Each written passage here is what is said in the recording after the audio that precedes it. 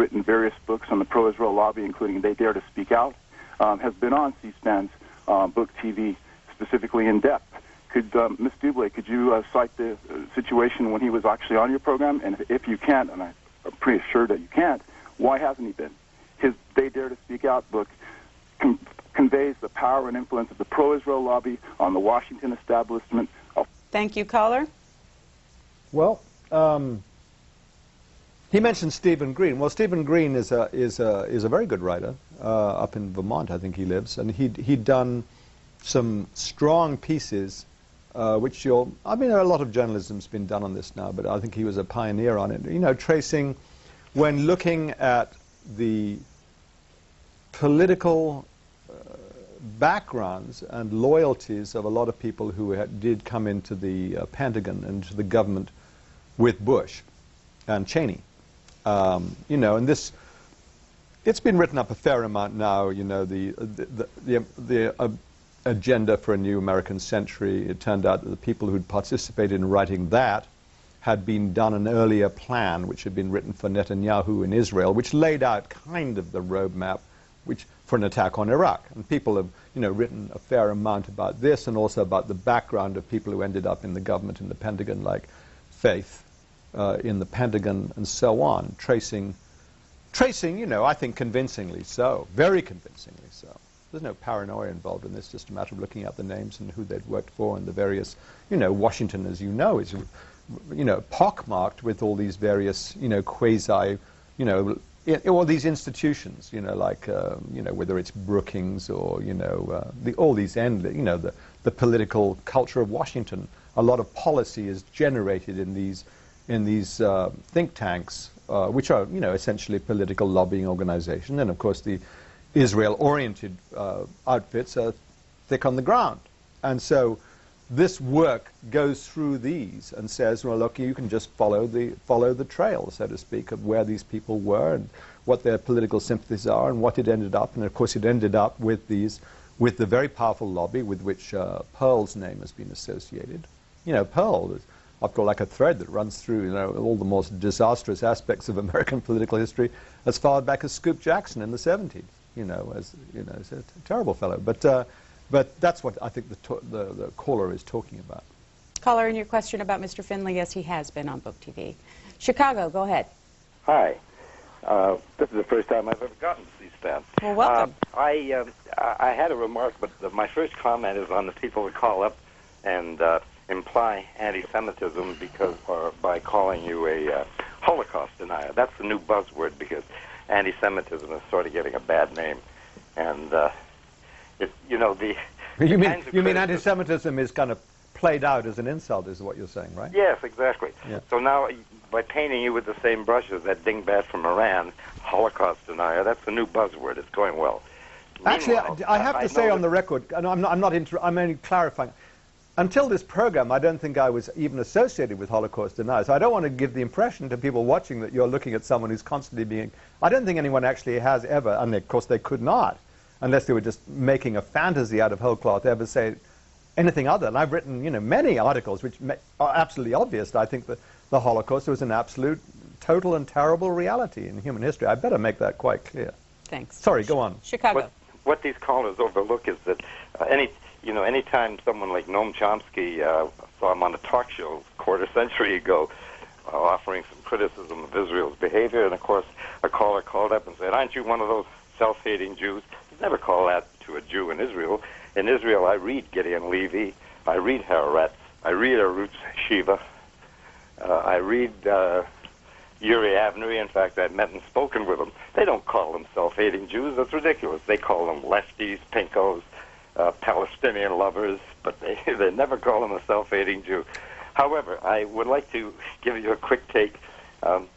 When the spectacle of the withdrawal, or expulsion, as they call it, of the settlers from Gaza was going on, Sharon was being trounced and denounced by everybody under the sun as having betrayed an ignominious betrayal of the Jewish people, and all the rest of it. And I was moved to write a response as Ariel Sharon might have written it, which would have gone something like this: "Listen, dummies, Do you think I'd betray my history, my legacy?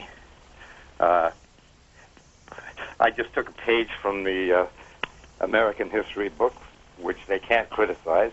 I'm going to turn Gaza into a latter-day Indian reservation. Overcrowded, borders controlled by us, coasts controlled by us, airspace controlled by us, and that'll be it. Well, that seems a fair assessment. I mean, the fact of the matter is that, I mean, Sharon, you know, one of them, I mean, like a terrible malign thread in history, way back into when, you know, to the days of what Battalion 101, when he was, you know, participating and organizing and leading massacres of Palestinian villages back in the very early days, in the early 50s or even, and so on. And the idea that he had any benign intent. I mean, I think the Gaza, I mean, is there any worse situation? Well, you know, there are terrible situations in the world today, but Gaza is certainly one of them. And literally, you know, the situation there is indescribably awful. And I think in a way a lot of the Gaza stuff was a sort of smokescreen to get conversation while the wall was being driven, seizing a lot more Palestinian land, being driven across the, you know, through orchards, through houses which are being destroyed. And when people talk about what would a second, a binational, two states look like, what would a Palestine, it wouldn't be a state, it would be tiny little Bantustans, little enclaves, you know, with, you know, army-only or Jew-only roads going past them, where, you know, the villagers cut off from their fields. You know, the sheer quality of life for a Palestinian farmer, you know, 5 roadblocks a day, waiting 2 hours, your crop shriveling up in the sun. That's what really is the future. And therefore, when you look at that and you talk about a two-nation solution, I mean, people I really respect, like Avneri, support it, but I find it very hard to attach much credibility to it. Haverhill, Massachusetts.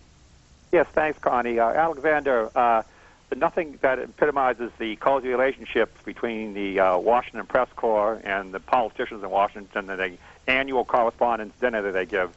The other night they had one, and everybody gets together, and ha, they all laugh at each other's jokes, and they showed Karl Rove the other day out on the dance floor, bouncing and jumping around with David Gregory.